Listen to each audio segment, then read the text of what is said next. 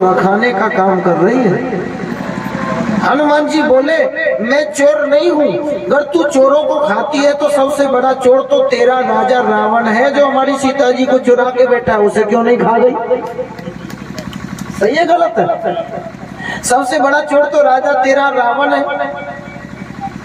अच्छा, चोर को खाने की बात करती है और चोर को न खाती है, यही तो दुष्टों का लक्षण है। हनुमान जी बोले इसका इलाज करना पड़ेगा। हनुमान जी ने एक धमुका उसके मस्तक पर रख दिया। मुष्ट के एक महाकपि हनी, रुधिर बमक धरनी धनमनी, मुंह से रक्त निकल गया। और संत ने कुछ कहा नहीं, कुछ उपदेश नहीं दिया, केवल संतों का स्पर्श मिला और इतने में ही बुद्धि बदल गई। दरस परस मुख मज्जन पाना, कटहि पाप कहीं वेद पुराना। संतों के दर्शन करने से, संतों के चरण स्पर्श करने से अथवा उनके वाणी का उपदेश सुन लेने से तीनों प्रकार से पापों का शमन हो जाता है। तो हनुमान जी कुछ बोले नहीं, केवल जब मुक्का पड़ा तो हनुमान जी से स्पर्श हो गया, इतने में ही बुद्धि बदल गई। पुण्य संहार उठी सो लंका, जोर पान कर विनय सशंका। और क्या बोली? तात मोर अति पुण्य बहुता, देखे वो नयन राम के दूता। मेरे बड़े पुण्य में रामदूत के दर्शन किए। तात स्वर्ग अपवर्ग सुख धैर्य तुला एक अंग, तूलन ताहि सकल मिल जो सुख लव सतसंग। सत्संग की बड़ी महिमा। तो ध्रुव जी ने दर्शन किया, सत्संग नहीं किया। सत्संग फिर किसने दिया? मनु महाराज स्वर्ग से उतर के आए और ध्रुव जी को सत्संग दिया। नायम मार्गो ही साधु नाम ऋषिकेशान अनुवर्ती नाम। ये ऋषिकेश के अनुवर्ती भक्तों का मार्ग नहीं है जिस पर तुम चल रहे हो ध्रुव। तब ध्रुव जी का क्रोध शांत हुआ और ध्रुव जी अंत समय में फिर तपस्या करने के लिए चले गए। पहली तपस्थली ध्रुव जी की वृंदावन के समीप मथुरा मधुवन, यमुना किनारे ब्रज में जो पहला तपस्थल है वो यहाँ है। और अंतिम तपस्थली कहाँ है ध्रुव जी की? वो हरिद्वार गंगा किनारे। वहां जाके ध्रुव जी ने तपस्या करी। विमान आया और ध्रुव जी उसमें विराजमान होने लगे। भगत जी की समाधि लग रही है, सो रहे हैं क्या? अच्छा, बोले भक्त वत्सल भगवान की। ये देखो कहते गुण है, तीन गुण, रजोगुण सतोगुण और तमोगुण।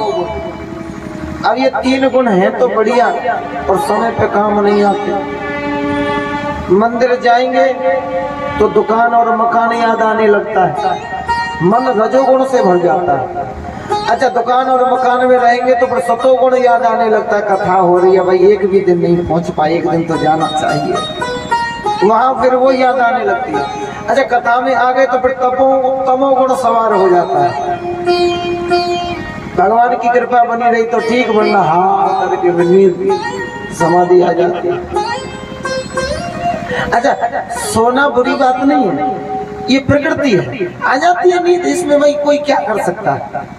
लेकिन समस्या ये है कि आदमी मानने को तैयार नहीं होता कि हम सो रहे थे। आदमी मानने को तैयार नहीं होता कि हम सो रहे थे। एक भगत जी कथा में सो रहे थे, महात्मा जी बोले भगत जी सो रहे हो? बोले तुरंत सोने नहीं। अच्छा, फिर थोड़ी देर बाद कथा हुई, फिर झपकी लगी, महात्मा जी बोले भगत जी सो रहे हो? बोले नहीं।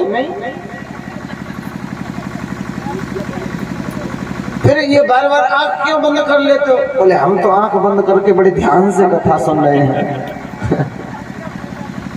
मानते नहीं। अच्छा, चौथी बार फिर झपकी लगी। फिर महात्मा जी ने अब की बार ये नहीं कहा कि भगत जी सो रहे हो क्या? महात्मा जी बोले भगत जी जिंदा हो? बोले नहीं। तो पकड़ में आ गई बात, सो रहे थे। हो जाता है कभी कभी, लेकिन सत्संग में। अच्छा, जब राम जी ने कुंभकर्ण को मार दिया था तो कुंभकर्ण की पत्नी निद्रा देवी आई, बोली मैं आपसे बदला लूंगी। राम जी बोले कैसे लोगी बदला? बोले जहां जहां आपके ये बताओ बैकुंठ में कौन लोग जाते हैं? भगवान बोले वही जो हमारी कथा सुनते हैं। निद्रा देवी बोली यही तो तरीका है बदला लेने का, जहाँ जहाँ आपकी कथा होगी मैं वहाँ वहाँ चली जाऊंगी, श्रोताओं के सिर पे जाके बैठ जाऊंगी, व्यास जी कथा कहते रहेंगे, श्रोता लोग नींद के झकोरे लेते रहेंगे, कोई कथा नहीं सुनेगा तो कोई वैकुंठ में नहीं जाएगा, और खाली गोदाम में तो फिर ताला लगवाना पड़ता है। मैं आपका धंधा ही ठप करा दूंगी, वैकुंठ को बंद करा दूंगी। राम जी बोले देवी चिंता नहीं है, अपन भी अपनी कथाओं में ये नेम लगा देंगे, हर 15-20 मिनट के बाद एक कीर्तन करवा देंगे। जब लोग ताली बजाएंगे, झूम के गाएंगे, फिर क्यों नींद आने लगेगी। बोले भक्त वत्सल भगवान की, इसलिए कीर्तन गाते रहना जरूरी है।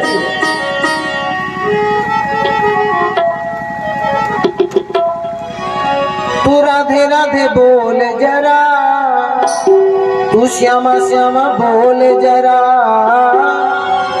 तू राधे राधे बोल जरा, ओ श्यामा श्यामा बोल जरा, तेरी बदल जाए तकदीर, तू राधे राधे बोल जरा, तेरी बदल जाए तकदीर, तू राधे राधे बोल जरा। अब ताली बजा लो, कस के फिर नहीं आएगी। तू राधे राधे बोल जरा, श्यामा श्यामा बोल जरा, तू राधे राधे बोल जरा, तू श्यामा श्यामा बोल जरा, ओ मेरे श्याम नाम जागी, तू राधे राधे बोल जरा, मेरे श्याम नाम जागी, तू राधे राधे बोल जरा।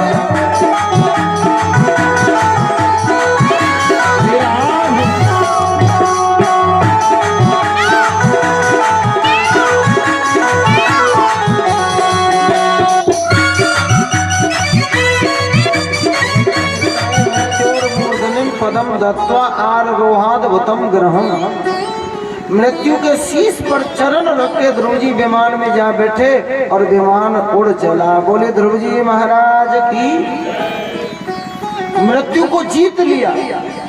यह है भजन का प्रभाव। भजन करने वालों ने मृत्यु को भी जीत लिया। और एक नहीं, कई ऐसे संत भक्तों का वर्णन मिलता है। कबीर दास जी महाराज, कल में साचो भक्त कबीर, पंच तत्वों देह न पायो, काल न ग्रसो शरीर। ये भी ऐसे ही अलोप हुए।